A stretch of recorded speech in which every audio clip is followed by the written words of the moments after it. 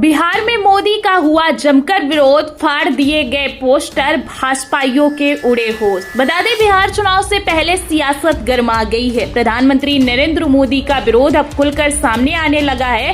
ताजा मामले में बीजेपी के प्रचार रथ पर हमला किया गया है। जी हां, न सिर्फ हमला बल्कि प्रधानमंत्री नरेंद्र मोदी के पोस्टर तक फाड़ दिए गए हैं। इस घटना के बाद राजनीति में हलचल तेज हो गई है। लेकिन दोस्तों, सबसे बड़ा सवाल ये है कि क्या जनता अब सच में मोदी से नाराज है? बिहार की गलियों और चौपालों से जो तस्वीरें सामने आ रही है वो यही संकेत दे रही है। लोग खुलकर गुस्सा जता रहे हैं और पीएम मोदी के खिलाफ नारेबाजी कर रहे हैं, जो साफ संकेत दे रहा है कि आने वाले समय में ये बीजेपी के लिए या पूरे एनडीए के लिए शुभ संकेत नहीं है। गौरतलब हो कि कुछ ही दिन पहले कांग्रेस नेता राहुल गांधी ने वोटर अधिकार यात्रा की थी बिहार में। वहां जनता का जोश साफ देखने को मिला था। राहुल गांधी इस रैली में सीधे प्रधानमंत्री नरेंद्र मोदी पर हमला बोले और कहा था कि जनता बदलाव चाहती है। जिस भीड़ ने उनका साथ दिया उसने ये साफ कर दिया कि विपक्ष भी अब मजबूती से मैदान में है। प्रधानमंत्री नरेंद्र मोदी का जिस तरीके से विरोध हो रहा है उसने बीजेपी की मुश्किलें बढ़ा दी हैं। सवाल ये है कि क्या इस बार बिहार का चुनाव उनके लिए उतना आसान होगा जितना पहले हुआ करता था?